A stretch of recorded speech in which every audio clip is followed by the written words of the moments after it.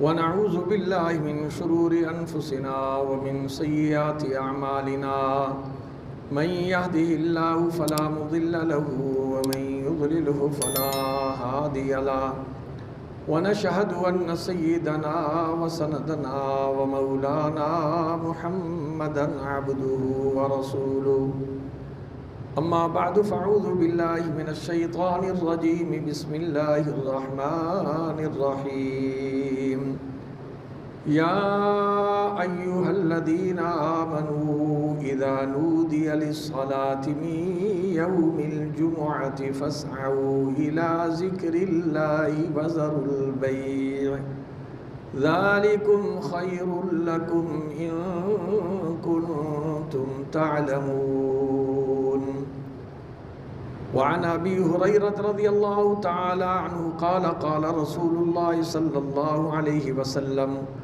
خير يوم طلعت عليه الشمس يوم الجمعة فيه خلق آدم وفيه أدخل الجنة وفيه أخرج منها ولا تقوم الساعة إلا في يوم الجمعة آمنت بالله وصدق الله مولانا العظيم اللهم صل على سيدنا محمد وعلى آل سيدنا ومولانا محمد وبارك وسلم وصل عليه اللهم بارك على محمد وعلى آل محمد كما باركت على إبراهيم وعلى آل إبراهيم إنك حميد مجيد اتنی غفلت تو نہ کر بازی خدا کے واسطے فکر کر کچھ تو بھلا روز جزا کے واسطے حیف تو سوتا رہے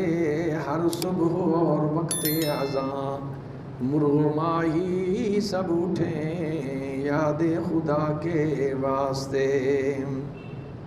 سامعین محترم، خدائے بزرگ و برتر کا لاکھ لاکھ شکر ہے جس نے مجھے اور آپ کو جمعے کی نماز کی ادائیگی کے لیے اپنے گھر میں آنے کے لیے قبول فرمایا۔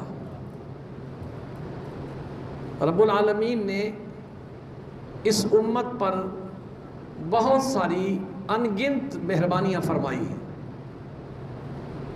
ان مہربانیوں میں سب سے بڑی مہربانی تو یہ ہے جس کی وجہ سے یہ ساری مہربانیاں ہو رہی ہیں، وہ ہے نبی کریم صلی اللہ علیہ وسلم کی نسبت کا ہمیں ملنا، کہ حضور ہمیں مل گئے، ساری خدائی ہمیں مل گئی، سارا جہان ہمیں مل گیا، ہمیں ساری کائنات مل گئی، اللہ کی ساری نعمتیں ہمیں نصیب ہو گئیں، لیکن اس کے اندر وجہ جو بنی ہے وہ حضور کی نسبت بنی ہے۔ حضور کی نسبت کی وجہ سے اللہ نے اس امت کو ساری امتوں کا سردار قرار دیا اور ایوارڈ دیا۔ فرمایا کنتم خیر امت اخرجت للناس، تم ساری امتوں میں سے بہترین امت ہو۔ حضرت ابراہیم کی امت کو نہیں کہا، موسیٰ کلیم اللہ کی امت کو نہیں کہا، اپنے حبیب کی امت کو کہا ہے تم ساری امتوں میں سے بہترین امت ہو۔ اللہ نے مجھے اور آپ کو کتاب ہدایت دی جو ساری آسمانی کتابوں کی ناسخ ہے، اور ساری آسمانی کتابیں آئیں اور وہ دنیا میں ان کا اس وقت وجود موجود نہیں ہے۔ اس امت کو جو کتاب ملی ہے یہ صرف آج نہیں، قیامت کی صبح تک یہ کتاب موجود رہے گی، بلکہ قیامت کے دن بھی یہ کتاب موجود ہوگی، اور حافظ قرآن کو حکم ہوگا اقرأ ورتقی ورتل کما کنت ترتل فی الدنیا۔ کسی کتاب کی تلاوت قیامت کے دن نہیں ہوگی، اگر قیامت کے دن کسی کتاب کی تلاوت ہوگی تو وہ قرآن مجید کی ہوگی۔ تو اللہ کریم نے کتنی کرم نوازیاں فرمائیں، امت بنائی سب سے اعلیٰ، دین دیا سب سے اعلیٰ، کتاب دی سب سے اعلیٰ، نبی دیا جو صرف نبی نہیں بلکہ نبیوں کا بھی امام قرار دیا گیا۔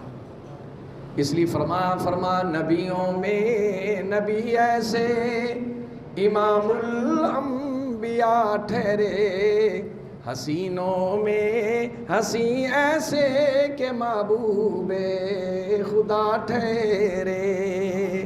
تو تو یہ رب العالمین نے یہ تمام کرم نوازیاں فرمائیں۔ اسی کے ساتھ ساتھ رب العالمین نے تمام امتوں کو خصوصاً یہود و نصارہ کو اللہ نے چوائس دی کہ 7 دنوں میں اپنی عبادت کے لیے ایک دن چن لو۔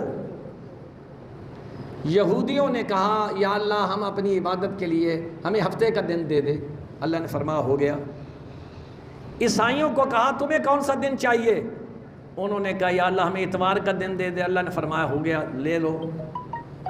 لیکن جب حضور کی امت کی باری آئی اللہ نے چوائس نہیں دی، اللہ نے وہ تحفہ سنبھال کے رکھا ہوا تھا، اور خود رب العالمین نے اپنے محبوب دو عالم سرور کائنات صلی اللہ علیہ وسلم کو ارشاد فرمایا میرے محبوب میں نے پہلی امت والوں کو ان کو اختیار دیا تھا چن لو، انہوں نے چن لیا، لیکن اس میں وہ چیزیں نہیں ہیں جو میں نے آپ کی امت کے لیے ایک دن چن کے رکھا ہے، جس کی شان یہ ہے سید الایام یوم الجمعہ، جو سارے دنوں کی سرداری جس دن کو نصیب ہوئی ہے وہ جمعے کا، اور وہ جمعے کا خصوصی دن اللہ نے امت محمد رسول اللہ صلی اللہ علیہ وسلم کو نصیب فرمائی۔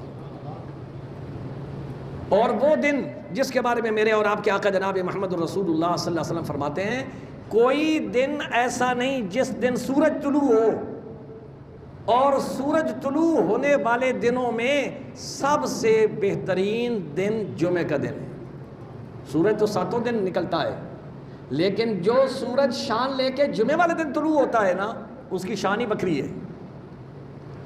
اور کیوں؟ فرمایا اس کے اندر اللہ نے بہت سارے معاملات اکٹھے کر دیے ہیں۔ یہ کائنات بنی جمعے والا دن تھا، یہ کائنات ٹوٹے گی جمعے والا دن ہوگا، آدم علیہ السلام کا خمیر تیار کیا جمعے کا دن تھا، آدم علیہ السلام کو جنت میں بھیجا جمعے کا دن تھا، آدم علیہ السلام کو جنت سے زمین پر بھیجا جمعے کا دن تھا، حضرت موسیٰ علیہ نبینا علیہ السلام کو فرعون کے مقابلے میں کامیابی نصیب ہوئی جمعے کا دن ہے، حضرت یونس کو مچھلی کے پیٹ سے آزادی نصیب ہوئی جمعے کا دن ہے۔ اسی طرح بے شمار ایسے ان گنت برکات ہیں جو جمعے والے دن ہی وقوع پذیر ہوئیں، تو رب العالمین نے اس دن کو حضور نبی کریم صلی اللہ علیہ وسلم کی امت کو نصیب فرمایا۔ پھر رب العالمین نے اس امت کے لیے جو دن کا انتخاب کیا اس کے اہتمام کا بھی حکم دیا ہے کہ یہ عام دن نہیں ہے کہ تم آنکھوں روٹین کے حساب سے اٹھو اور جناب والا 9 بجے تک سوئے رہو کہ اور پھر جناب والا تم گھومو پھرو اور پھر آپ نے اور میں گاؤں میں جاؤں گا فلاں کام کروں گا، نہیں، یہ کام کرنے والا دن نہیں ہے۔ 6 دن تمہارے کام کرنے والے ہیں، یہ دن صرف میری یاد کرنے کے لیے۔ اور اللہ نے اس کا ذکر فرمایا یا ایھا الذین آمنوا اذا نودی للصلاۃ من یوم الجمعہ، اے ایمان والو جب جمعے کی اذان ہو جائے فاسعوا الی ذکر اللہ، بھاگ پڑو اللہ کو یاد کرنے کے لیے۔ یہ نہیں کہا کہ ٹہلتے ہوئے آؤ، نہیں، جلدی کرو دیر نہ ہو جائے۔ فاسعوا الی ذکر اللہ، بھاگو خوشی سے اللہ کی یاد کے لیے، اور اس نیت سے جاؤ آج ہماری رب سے خصوصی ملاقات کا دن ہے۔ آج اللہ نے ہمیں بڑی مہربانی فرمائی ہے کہ آج تمہاری اور میری خصوصی ملاقات ہوگی، اور اس خصوصی ملاقات والے دن کو جمعے کا دن کہا جاتا ہے۔ وَذَرُوا الْبَيْعَ، دنیا کے سارے دھندے چھوڑ دو، کوئی کام کرنا تمہارے لیے جائز نہیں جب اذان ہو جائے۔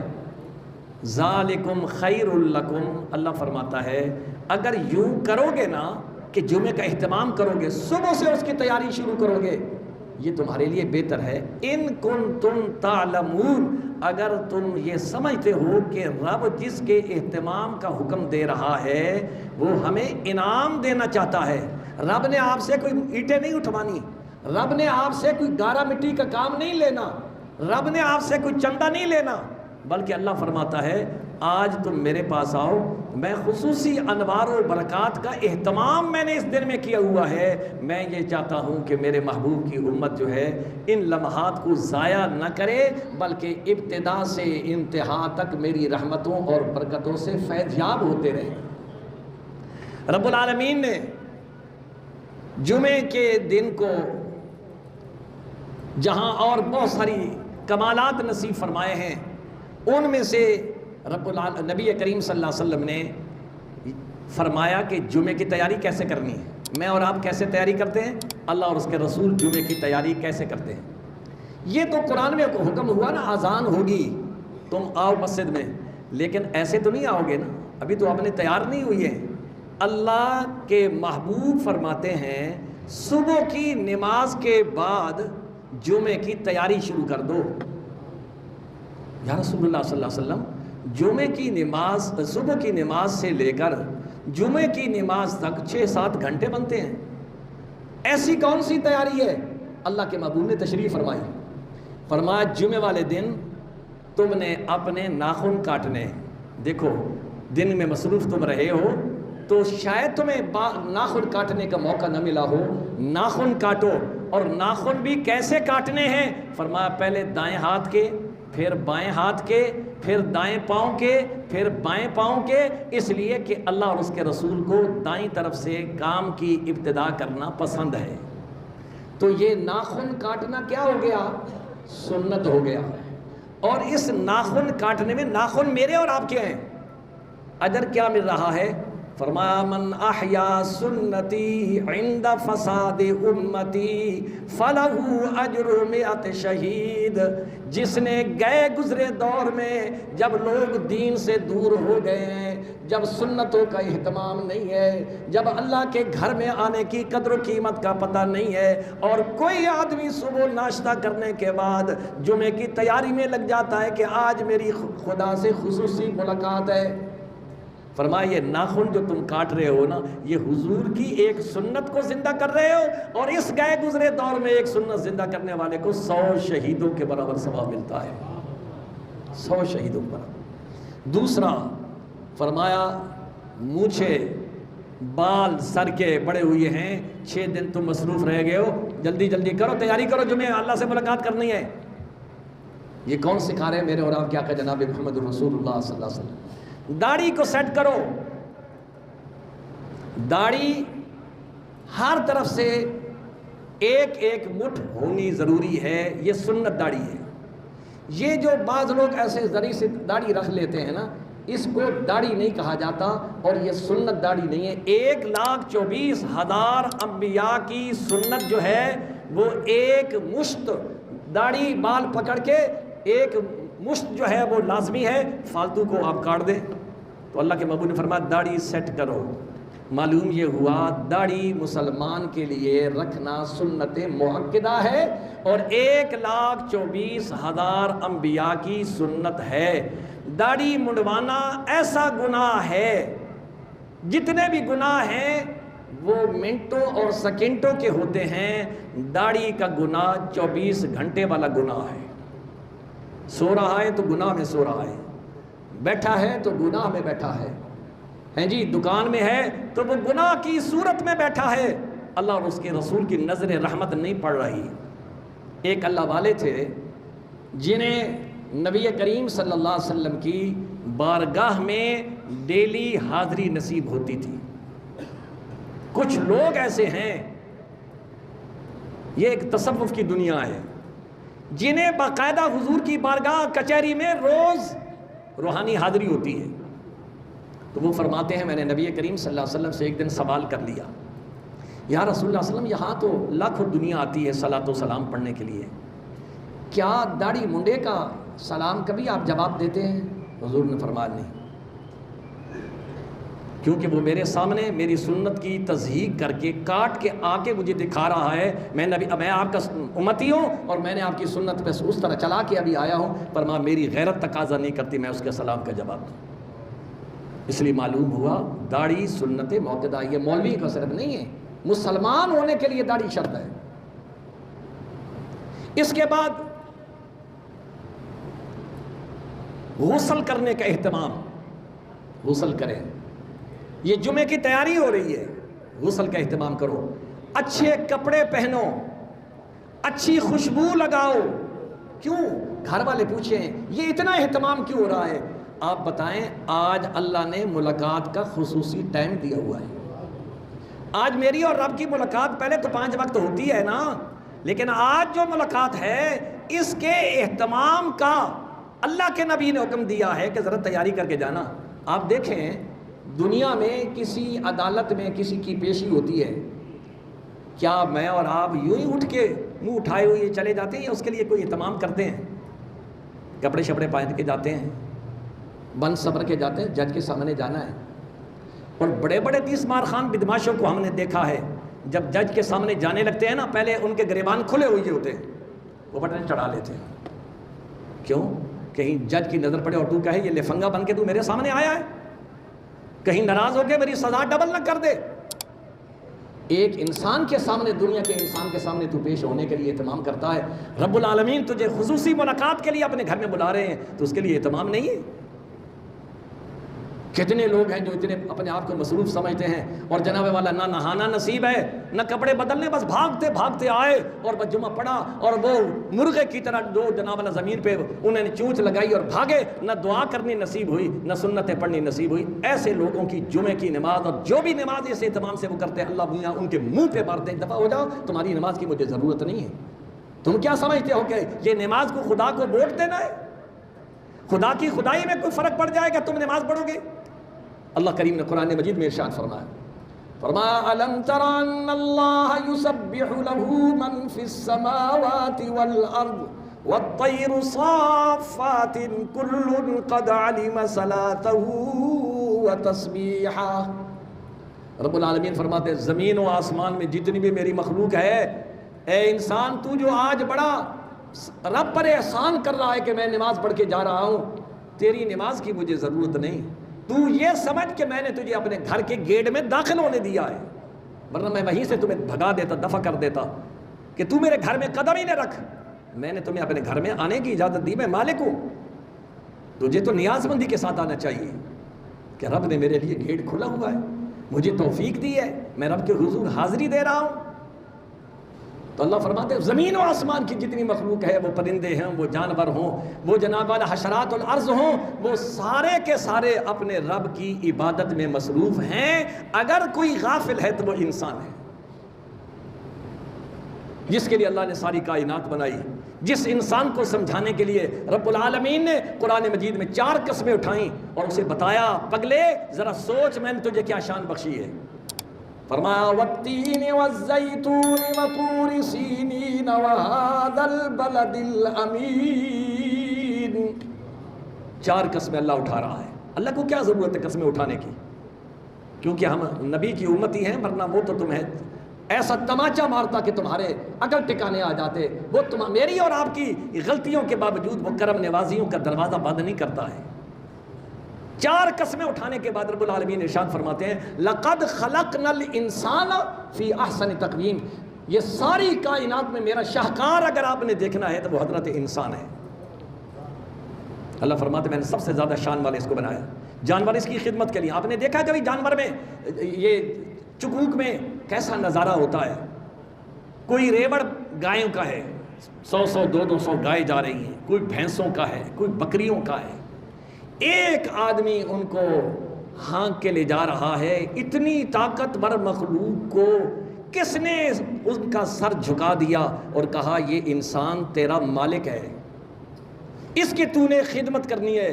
اللہ کی قسم جب انسان دیکھتا ہے 100 بھینسیں اور 100 گائیں سر جھکائے ہوئے، مالک یوں موڑتا ہے تو یوں مڑ جاتے ہیں، وہ کہتا ہے ادھر موڑو تو ادھر مڑ جاتی. بلکہ ان کی آوازیں جو چرانے والے ہوتے ہیں نا، ان کی آوازوں کو وہ جانور پہچانتے ہیں کہ یہ کیا کہہ رہا ہے، دائیں مڑنا ہے، بائیں مڑنا ہے، کھڑا ہونا ہے. وہ یہ ساری بولیاں بھی سمجھتے ہیں. رب العالمین ارشاد فرماتے ہیں، فرمایا چاند سورج اور ستارے ہیں ضیاء کے واسطے، سرسبز کھیتیاں ہیں تیری غذا کے واسطے، جانور پیدا کیے تیری غذا کے واسطے، سارا جہاں تیرے لیے ہے پر تو ہے خدا کے واسطے. اللہ نے کتنی شان بخشی ہے. وہ خدا یہ کہتا ہے کہ جمعے کے دن کو عام دنوں جیسا نہ سمجھو، اس کے لیے تمہیں اہتمام کرنا ہوگا، باوقار طریقے سے مسجد میں آنا ہوگا. یا اللہ یہ بڑے اہتمام، بڑے جو ہے ہمیں وہ اصول بتائے جا رہے ہیں. تو جب یہ اتنا بڑا اہتمام کیا جا رہا ہے تو پھر اس پر اجر تو بھی بڑا ہوگا نا۔ اللہ فرماتا ہے میرے نبی کی ہر بات پر عمل کرو۔ جو آدمی اہتمام کرتا ہے صبح سے جمعے کا، نہاتا ہے، دھوتا ہے، حجامت کرتا ہے، ناخن کاٹتا ہے، کپڑے اچھے پہنتا ہے، خوشبو لگا کے آتا ہے، میں اللہ کے گھر میں جا رہا ہوں، اور بر وقت آتا ہے، تو پھر اللہ کریم فرماتے ہیں اس آنے والے کو ہر قدم پر 1 سال کی عبادت کا ثواب عطا فرماؤ۔ ذرا اندازہ فرماؤ، یہ جمعے والے دن کا گفٹ ہے۔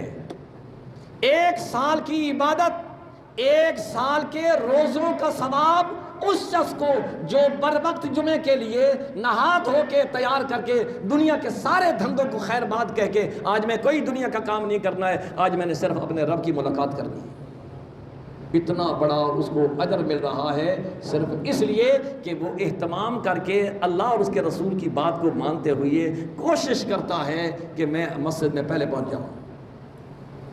مسجد میں پہنچ کر کیا کرے گا؟ ابھی نماز جمعہ کو جو ہے وہ گھنٹہ 1.5 گھنٹہ دیر ہے، مولوی صاحب کے آنے کو دیر ہے۔ اللہ فرماتا ہے یہی تو کمائی کا ٹائم ہے، اس لیے تو تجھے میں نے بلایا ہے، تو نماز تسبیح پڑھ لے، تو نفل عبادت پڑھ لے، تو اپنی نمازوں کی قضا کر لے۔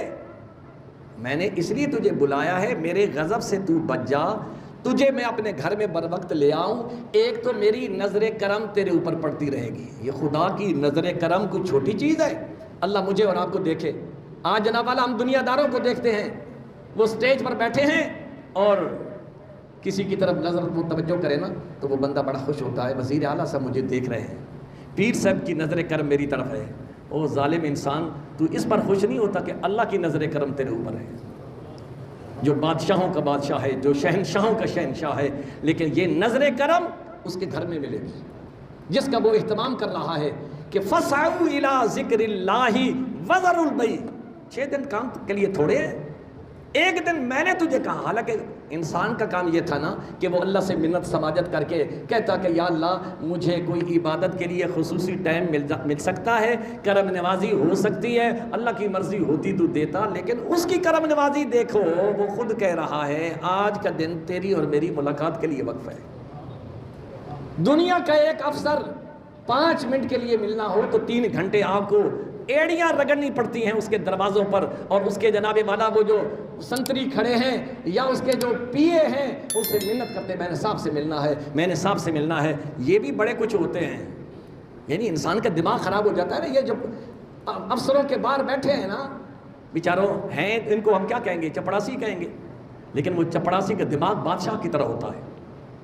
وہ جو باہر کھڑے ہیں، بیٹھ جا ابھی صاحب مصروف ہیں، بندہ بیٹھا ہے، اب اس نے جا کے بتائے تو وہ باہر، پھر یہ بتائے، پھر اس کی مرضی کہ وہ انسان کو انسان سمجھتا ہے یا اس کے دماغ میں فرعونی کیڑا پڑا ہوا ہے، اور وہ اچھا کون ہے؟ بس یہ غریب سائل ہے، اچھا اس کو بٹھا دو۔ کون ہے؟ ایم پی ایس ہے، اچھا لے آؤ دروازہ کھول دو۔ یہ ہے ہماری کھوپڑی اور یہ ہماری سوچ، اور اللہ ایم پی اے سے ملنے پر خوش نہیں ہوتا ہے۔ اللہ کہتا ہے میرا غریب بندہ تیرے دروازے پر ہے، اٹھ کے جا اس کا استقبال کر اور اس کی مشکل کو تو آج یہاں حل کر دے۔ قیامت کے دن جب کوئی تیری مشکل حل کرنے والا نہیں ہوگا، میں رب استقبال کر کے تیرے لیے جنت کے دروازے کھلوا دوں گا۔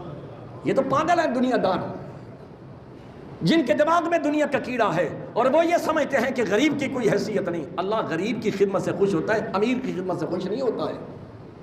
جن کا کوئی نہیں تم ان کے بنو، اللہ تمہارا بن جائے گا۔ اس لیے تو فرمایا نا، فرمایا اس کے لطف و کرم کے کیا کہنے، لاکھ مانگو کروڑ دیتا ہے۔ تو بہرحال یہ موضوع تو پھر اور طرف چلا جائے گا۔ میں عرض یہ کر رہا تھا جمعے کی فضیلت۔ جمعہ کیا ہے؟ یہ روٹین وائز کا دن نہیں ہے، یہ خصوصی دن ہے۔ اس دن کی اہمیت بیان کرتے ہوئے قرآن میں اللہ نے سورت نازل کی جس کا نام ہی سورہ جمعہ ہے، جس کے اندر اللہ جمعے کی اہمیت بیان کر رہے ہیں کہ جمعے کا دن کیا ہے۔ آج ہمارے ہاں میچ جمعے کے دن، منگنیوں کے فنکشن جمعے کے دن، شادیوں کے فنکشن جمعے کے دن، جس دن عبادت کرنی ہے اس دن شیطان نے ہمیں کہا یہ سارے کام تم آج رکھ لو تاکہ اللہ اور تیری ملاقات نہ ہو سکے، وہ تمہیں رب سے دور کرنا چاہتا ہے۔ یاد رکھو جمعے والے دن کوئی فنکشن نہ رکھو، نکاح آپ نے کرنا ہے جمعے والے دن مسجد میں کرو، جو آپ کے محلے کی مسجد ہے وہاں کرو، مدینہ مسجد میں کرو، جہاں آپ کا جی چاہے، جو نکاح یہاں کرو۔ کتنے لوگ ایسے ہیں جو جمعے والے دن شادیوں پر جاتے ہیں، جمعے کی نماز نصیب نہیں، بیٹھے بھائی ہنے کھانا لگ رہا ہے جی، ہنے کھانا لگ رہا ہے، کھانے کے پیچھے اللہ کا اتنا بڑا انعام اس نے چھوڑ دیا کہ جمعے کی نماز نہ گھر والوں کو نصیب ہوئی، وہ اہتمام کر رہے ہیں، اور وہ جو مہمان آئے بیٹھے ہیں ان میں سے 75% وہ لوگ ہیں جو جمعہ پڑھ کے نہیں آئے، انہوں نے سمجھا کہ شاید جلدی فارغ ہو جائیں گے، یا نزدیک کی مسجد ہوگی، نہ نزدیک کی مسجد تھی، نہ جمعہ پڑھا، باتوں میں بیٹھے رہے، جمعے جیسی نماز چلی گئی ہے۔ تو جمعے کے اہتمام کے لیے اللہ تعالیٰ نے ارشاد فرمایا کہ جمعے کی عظمت کیوں ہے؟ جمعے کی نماز جمعے والے دن کے علاوہ نہیں پڑھی جا سکتی، ہر نماز آپ ہر روز پڑھ سکتے ہیں نا، ظہر کی نماز ہر روز پڑھتے ہیں، عصر کی نماز ہر روز پڑھ سکتے ہیں، جمعے کی نماز کے اہتمام کی وجہ دیکھیں، جمعے کی نماز صرف جمعے والے دن ہی پڑھی جا سکتی ہے، نمبر 1۔ نمبر 2، جمعے کی نماز جماعت کے ساتھ پڑھی جاتی ہے، اکیلے نہیں پڑھی جاتی، جبکہ ظہر کی نماز، دیگر نمازیں، آپ کی نمازیں رہ گئی ہیں، آپ اکیلے پڑھ سکتے ہیں، لیکن کوئی آدمی جمعہ سے رہ گیا کہ میں نے پڑھا ہے، وہ جمعہ نہیں پڑھ سکتا ہے۔ اللہ فرماتے وہ خصوصی ٹائم تھا، وہ خصوصی میں نے گفٹ کی تھی امت محمد رسول اللہ صلی اللہ علیہ وسلم کے لیے، تو ایسا ذلیل اور نکما اور نمک حرام ہے، تو نے جمعے والا دن جو میں نے نعمت دی تھی اس نعمت کو تو نے پس پش ڈالا ہے، تو جاؤ میری نظروں سے بھی تو گر گیا، پھٹکتا پھرتا رہے، اور تمہیں سکون دنیا میں نصیب نہیں ہوگا، تو نے اللہ کی اتنی بڑی نعمت کی ناقدری کی ہے۔ ظہر کی نماز میں قرات آہستہ پڑھی جاتی ہے روزانہ۔ جمعے کی انفرادیت یہ ہے، اللہ کریم نے قاری کو کہا آج میرے بہت سارے بندے آئے ہیں، مختلف محلوں کے لوگ آئے ہوئے ہیں، آج انہیں قرآن اونچا پڑھ کے سنا تاکہ پتہ چلے آج جمعے کا دن ہے، یہ کسی اور نماز کو، ظہر کی نماز کو نہیں حاصل ہے۔ پھر اس کے بعد جمعے کی قضا نہیں ہے، ہر فرض کی قضا ہے، جمعے کی قضا اگر کسی آدمی کا جمعہ کسی شرعی عذر کی وجہ سے رہ گیا ہے تو وہ ظہر پڑے گا، جمعہ یہ نہیں کہہ سکتا میں نے جمعہ قضا کیا، جمعہ قضا نہیں ہوتا تھا، بس وہ تو ادا ہونا تھا، نہیں پڑھا، اب جا اگلے ہفتے تک تمہیں زندگی کی مہلت ملے گی یہ نہیں ملے گی، یہ چانس تو نے مس کر دیا ہے۔ اس کے بعد جمعے کی نماز کی وجہ سے اللہ فرماتے ہیں جو جمعہ اہتمام سے تیاری کر کے آتا ہے، جمعے کی نماز پڑھتا ہے، اللہ فرماتے ہیں اس جمعے سے لے کر پچھلے جمعے تک پورے ہفتے کے تیرے صغیرہ گناہوں کو میں نے معاف کر دیا ہے۔ تو آیا میرے دروازے پہ اور سخیوں کے دروازے پہ آتا ہے تو اسے نوازا جاتا ہے۔ اللہ فرماتا ہے جمعے کا دن ایسا ہے، ایک ہفتے سے لے کر دوسرے ہفتے تک تیرے گناہوں کو میں نے معاف کر دیا ہے۔ اور اس کے بعد شب جمعہ اور یوم الجمعہ، نبی کریم صلی اللہ علیہ وسلم نے فرمایا شب جمعہ کوئی آدمی فوت ہو جاتا ہے یا جمعے کے دن وہ فوت ہو جاتا ہے تو اللہ اسے عذاب قبر سے محفوظ کر لیتے ہیں۔ اللہ فرماتا ہے یہ تو میرا دن تھا، اس دن میں اسے موت نصیب ہو گئی، اسی دن یہ میرے پاس آیا، اب جمعے کا دن ہو، نبی کا امتی ہو، میں اس کو عذاب دوں، میری رحمت اسے گوارا نہیں کرتی، جاؤ اسے بخش دو۔ یہ شان، یہ مقام، یہ عظمت جمعے کے دن کو نصیب ہے۔ اور جو لوگ صبح سے جمعے کی تیاری کرتے ہیں، ایک تو یہ نا ہم جلدی جلدی، ابھی کسی نے غسل کیا کسی نے نہیں کیا، اوہو جمعے کا ٹائم ہو رہا ہے، اچھا غسل کو رہنے دو، جلدی جلدی کپڑے پہنے، اچھا بہت ٹائم تھوڑا رہ گیا، کپڑوں کو بھی چھوڑو، اسی میں پڑھ لوں۔ ذرا سوچو، اللہ فرماتا ہے جو جمعہ پڑھنے آتے ہیں نا، میں 3 دفعہ نظر رحمت سے انہیں دیکھتا ہوں۔ اب اللہ نظر رحمت کر رہا ہو اور تیرا بوتھا ہی صاف نہ ہو، تیرے کپڑے ہی صاف نہ ہو، تو خدا کی شایان شان اس کے گھر میں نہیں آیا ہے، تو ذرا سوچ تو صحیح، وہ نظر رحمت کہیں نظر غضب میں بدل نہ جائے نا۔ تو غریب ہے، غریبانہ کپڑے دھو کے پہن کے آ، یہ جمعے والا دن، کسی نماز کے لیے اللہ نے یہ کہا خوشبو لگا کے آؤ، کسی نماز کے لیے رب نے کہا ہے نہا کے آؤ، کسی نماز کے لیے اللہ نے کہا ہے کہ تم صبح سے اس نماز کے لیے چل پڑو، یہ جمعے کی نماز ہے۔ اور رب العالمین ارشاد فرماتے ہیں کہ تیاری کر کے آؤ۔ اور جمعے کے دن کا ایک اور وظیفہ نبی کریم صلی اللہ علیہ وسلم نے فرمایا سورہ کہف کی تلاوت کرو۔ یا رسول اللہ سورہ کہف کی تلاوت کا کیا فائدہ ہوگا؟ فرمایا اس کے 2 فائدے ہیں، ایک دجال کے فتنے سے اللہ محفوظ رکھے گا، دوسرا قیامت کے دن، یہ جو جمعے والے دن تو بر وقت آئے گا نا تو بہت سارے کام کر سکتا ہے، جمعے والے دن بر وقت آ کے تو قرآن کی تلاوت کر سکتا ہے، سورہ کہف پڑھ لے۔ اللہ فرماتا ہے سورہ کہف پڑھنے والے کو اللہ قیامت کے دن ایسا نور عطا فرمائیں گے جو سارے میدان محشر میں وہ نمایاں نظر آ رہا ہوگا کہ یہ منور چہرہ کون سا ہے، تو بتایا جائے گا یہ حضور کا امتی ہے جو سورہ کہف کی تلاوت کیا کرتا تھا۔ تو ہم میں سے جو ہم صرف آتے ہیں روٹین کے حساب سے، بس آئے اور کہتے ہیں شاید مولوی صاحب جو ہیں یہاں ہیر رانجھے کی کہانیاں سنا رہے ہیں، ہمارے فائدے کی تو بات نہیں، اور مولویوں کو کیا پتا، ہم بڑے پڑھے لکھے ہیں۔ ٹھیک ہے جی، آپ پڑھے لکھے ہیں، لیکن آپ کے پاس وہ علم ہے جو صرف دنیا تک کام آئے گا۔ مولوی کے پاس وہ علم ہے جو آپ کو دینا چاہتا ہے کہ جو قبر میں بھی آپ کے کام آئے گا اور میدان محشر میں بھی آپ کام آئے گا۔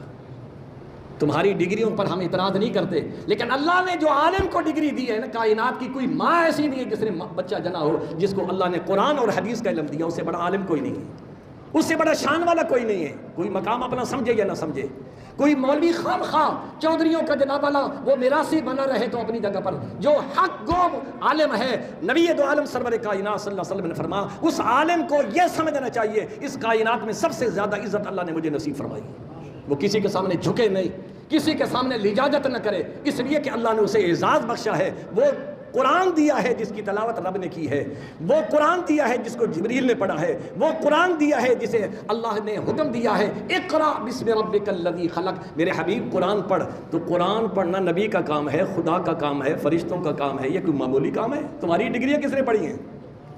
میری ڈگری وہ ہے جو محمد رسول اللہ نے پڑھی ہے، صحابہ نے پڑھی ہے، اور جس کے پڑھنے کا رب نے حکم دیا ہے۔ خیر یہ بات درمیان میں آ گئی، تو میں عرض یہ کر رہا تھا سورہ کہف بر وقت آؤ بھائی۔ یہ جو گونگلیوں سے مٹی اتارنے کے لیے آپ آتے ہیں نا، یہ شایان شان نہیں ہے جمعے کا۔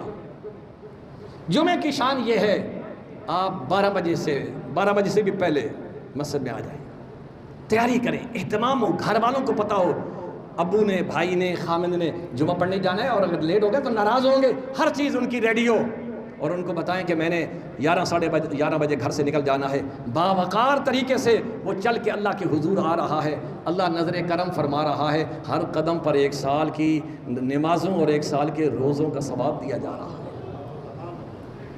جلسے جلوسوں کی طرف کدھر بھاگتے ہو تم؟ اوروں کی ٹیسی کرنے کے لیے کدھر بھاگتے ہو؟ رب کی دربار میں آؤ جس کے ہاں میری اور آپ کی قدر بھی ہے، اور جس کی ایک نگاہ کرم پڑ گئی تو بیڑا پار ہو جائے گا۔ اور نبی کریم صلی اللہ علیہ وسلم نے فرمایا جمعے کا دن اگر کوئی آدمی بغیر کسی شرعی عذر کے 3 جمعے لگاتار چھوڑ دیتا ہے نا، اللہ ناراض ہو کے اس کے دل پر گمراہی کی مہر لگا دیتے ہیں، پھر اسے توبہ کی توفیق نصیب نہیں ہوتی۔ تو نے میرے دن کی ناقدری کی ہے، جو میں نے تمہیں گفٹ کیا تھا، جس کے بارے میں نے ہدایات دی تھی، اذا نودی للصلاۃ۔ بعض لوگوں کو غلط فہمی ہے یہ خطبے کی اذان ہے، نہیں، خطبے کی اذان کیا ہے؟ یہ پہلی اذان ہے۔ جب پہلی اذان ہو کوئی کام کرنا آپ کے لیے حلال نہیں، حرام ہے، سب کچھ چھوڑ کے اللہ کی آواز پر لبیک کہتے ہوئی اللہ کے حضور داخل ہو۔ نماز تسبیح وہ ہے جو میں عرض کر رہا تھا نا، بندہ کہے میں کیا کروں گا، بہت کچھ کر سکتا ہے، تو کرنے والا ہو تو اپنی نمازیں قضا کر سکتا ہے، تو نماز تسبیح پڑھ سکتا ہے۔ نبی دو عالم سرور کائنات صلی اللہ علیہ وسلم نے فرمایا نماز تسبیح کا حکم حضور نے اپنے چچا حضرت عباس کو فرمایا، ایک ایسی عبادت تمہیں نہ بتاؤں جو تم روز کیا کرو، روز نہ کرو تو ہفتے میں، ہفتہ نہ کرو تو مہینے میں، مہینہ نہیں تو سال میں، سال نہیں کر سکے تو زندگی میں بھی ایک بار کر لینا، سمندر کی جھاگ کے برابر بھی تیرے گناہ ہوں گے، اس تسبیح کی برکت سے اللہ تیرے سارے گناہوں کو دھو دے گا۔ کتنا خوش نصیب وہ انسان ہوگا جو 12 بجے سے پہلے مسجد میں آیا ہے، کبھی قرآن کھولتا ہے، کبھی نفل تہجد کے پڑھتا ہے، کبھی جناب والا وہ اشراق پڑھ رہا ہے، کبھی وہ چاشت پڑھ رہا ہے، کبھی نمازوں کو قضا کر رہا ہے، اور جناب والا کبھی نماز تسبیح پڑھ رہا ہے۔ تو جس نماز تسبیح کی ترغیب میرے اور آپ کے آقا جناب محمد رسول اللہ نے دی ہے، یہ وہی حاصل کرے گا جو بر وقت مسجد میں آئے گا۔ اس لیے اس بات کا اہتمام کیجئے۔ اور حضور نبی کریم صلی اللہ علیہ وسلم نے ارشاد فرمایا کہ جمعے کا دوسرا وظیفہ بڑا کون سا ہے؟ ایک تو وظیفہ بتا دیا نا سورہ کہف ہے، دوسرا بڑا وظیفہ میرے اور آپ کے آقا جناب محمد رسول اللہ صلی اللہ علیہ وسلم نے فرمایا تو مسجد میں بر وقت آ جا اور آ کے نبی کی ذات پر درود پڑھنا شروع کر دے، اور یوں تصور سے پڑھ میرے آقا میرے سامنے ہے، روحانیت کا یہ تصور اور یہ ماحول بنا، میرے آقا میرا درود سن رہے ہیں، اگر تیری وہ روحانیت کی کیفیت ہے تو پھر اللہ اپنے نبی کو چاہے وہ دنیا کے کسی کونے میں بھی اس کو امتی بیٹھا ہے نا، براہ راست اس کی آواز نبی کے کانوں میں پہنچا دیتا ہے۔ ایسے خوش نصیب بھی ہیں، لیکن اللہ نے فرمایا اگر تو اس مقام پہ نہیں پہنچا تو فورس میں نے مقرر کی۔ نبی کی شان دیکھو، جس کے لیے اربوں کھربوں فرشتے صرف اس لیے لگے ہوئے ہیں کہ میرے محبوب کے امتی درود پڑھ رہے ہیں، یہ ڈاک لیٹ نہ ہو، جلدی جلدی جا کے نبی کے روضے پر بتا۔ اور کس انداز میں بتایا جاتا ہے، ذرا اس تصور کو بھی دیکھو، ہم اپنی حیثیت کو بھی دیکھیں اور پھر وہ تصور دیکھیں۔ فرشتہ کہتا ہے یا رسول اللہ صلی اللہ علیہ وسلم، مسجد نبوی میں فلاں بن فلاں بیٹھ کر اس نے اتنی ہزار مرتبہ درود کا تحفہ بھیجا ہے، بتائیے جب حضور نبی کریم صلی اللہ علیہ وسلم کو یہ ڈاک پہنچے گی، امتی کے لیے نبی کے ہاتھ اٹھ نہیں جائیں گے؟ اور اگر نبی کے ہاتھ کسی کے لیے اٹھ گئے تو وہ جہنم میں جا سکتا ہے؟ یارو ہم صرف دنیا اکٹھی کرنے کے لیے پیچھے لگے ہوئے ہیں۔ یہ جو انمول خزانے، جو دنیا کا نظام تہہ و پالا ہو جائے گا، جس نے قبر میں ساتھ دینا ہے، جس نے نبی کی شفاعت ہمیں کرانی ہے، وہ تو درود پاک ہے۔ نبی کریم صلی اللہ علیہ وسلم فرمایا اگر تم چاہتے ہو کہ قیامت کے دن تمہیں میرا قرب نصیب ہو تو کثرت کے ساتھ میرے اوپر درود پڑھو، تو قیامت کے دن میں انگلی پکڑ کے تمہیں جنت میں ساتھ لے کے جاؤں۔ اللہ مجھے اور آپ کو جمعے کی اہمیت سمجھنے، بر وقت تیار ہو کے مسجد میں آنے، اللہ کو راضی کرنے، اللہ کے سامنے رونے دھونے کی توفیق دے اور معافی نصیب فرمائے۔ وآخر دعوانا الحمد